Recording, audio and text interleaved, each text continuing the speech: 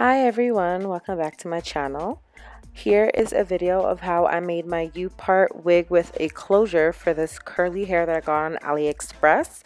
If you're interested in how I achieved this, please stay tuned. To start off, you're going to need a wig cap. The wig cap I have is a breathable wig cap. I just got this from my local beauty supply store. This one has adjustable straps, also leaves enough room for the heat of very curly hair. Next is Fray Check. Fray Check is a sealant. So I did seal my wefts for this unit only to prevent shedding with the curly hair texture.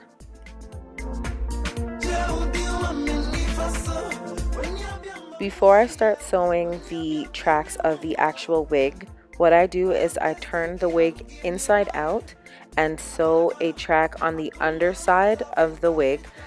This will prevent the wig cap from showing when the wind blows or anything like that. Especially with curly hair, I wanted it to be very, very natural and look very blendable.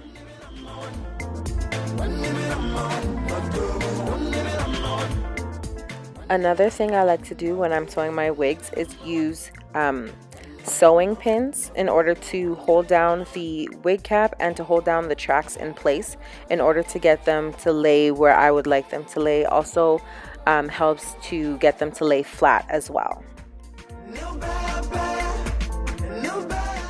Now I'm turning the wig back to the original way that it's supposed to be. And as you can see, the hair is underneath the actual wig cap. As I mentioned before, it will prevent the ends of the wig cap from showing if the wind blows.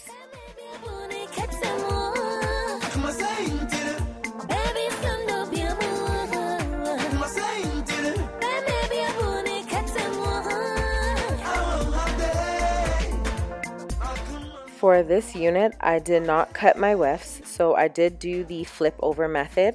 In order to get the flip over method to lay flat, I do sew over the fold multiple times. This aids so that it won't look so bulky at the ends. I also use the hairpins to keep the hair in place.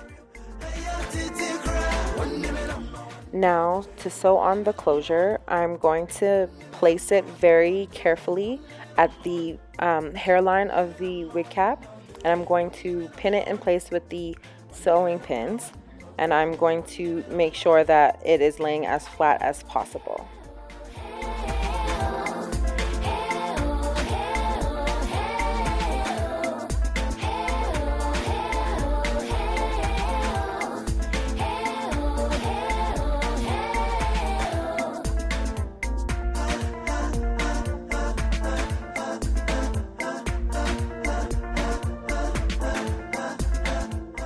After I sew on the first bundle to the bottom, I then sew on the closure next. So now I'm sewing on the closure using the loop and pull method. I've been using the loop and pull method throughout the whole unit. So here you get a closer look of that.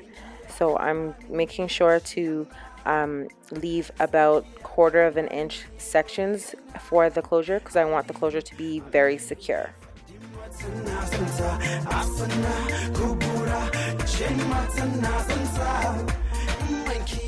When sewing on the closure, I concentrate on one side at a time.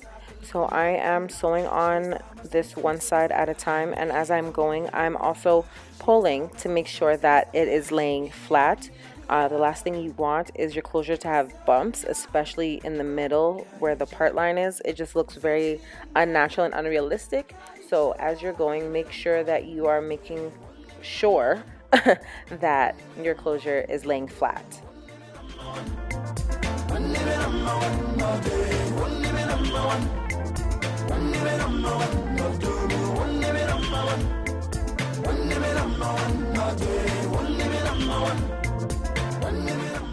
So here is where I'm going to put a disclaimer.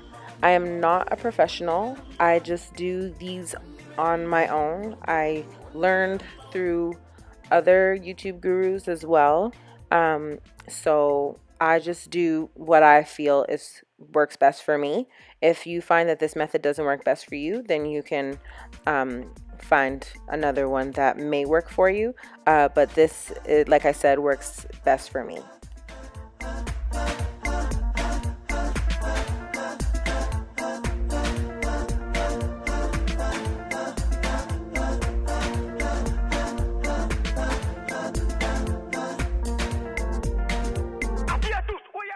So now I've already sewed on the other side of the closure, and as you can see, I have 2 needles here.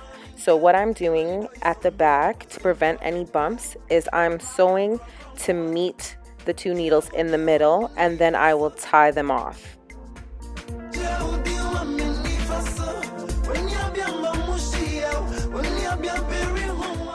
So this step is optional. This is just something that I like to do.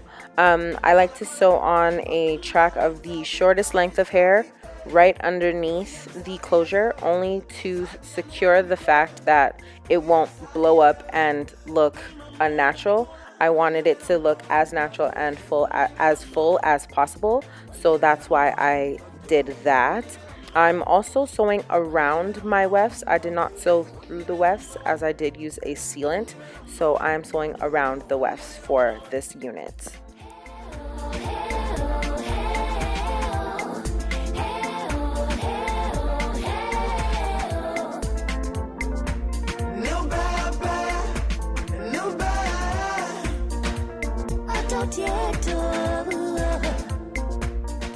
Here is a closer look of the loop and pull method.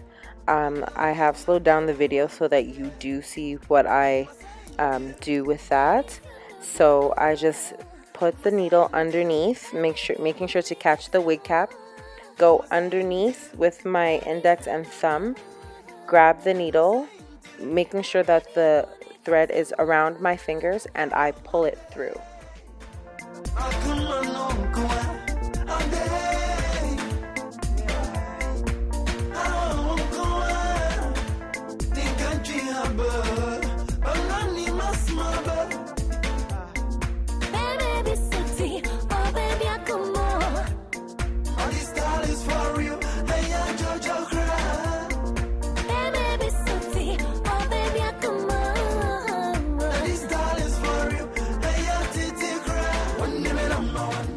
Here is a closer look of the flip over method. As I mentioned before, I do sew over the fold multiple times using the loop and pull method.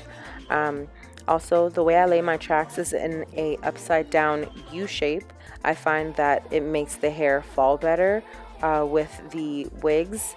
Also, the spacing as that I'm doing down here is probably about a 1.5 finger width for the bottom. I leave the spaces really wide because I feel like at the back it doesn't need that much volume. Only for this look I did them a lot closer when I got to the top because I wanted it to be that big, curly, full, vibrant, voluptuous look for this unit. As you can see at the top, you do not see any spaces. This is what I was going for. I did not want there to be any spaces with this curly hair. Like I said, I wanted it to be very big and vibrant and voluptuous. So yeah, you don't see any of the mannequin head at all, and that's what we're going for here. And here is the end result with the lace closure. This is before I did any trimming or cutting or anything like that. This is the raw image of the finished custom unit that I made with this Aliexpress hair. I hope you guys enjoyed this tutorial. If you did, please do give me a thumbs up. Also, don't forget to comment if you do have any questions. Don't forget to subscribe. Also, share this video everywhere. And if you want more videos like this, please do let me know down below.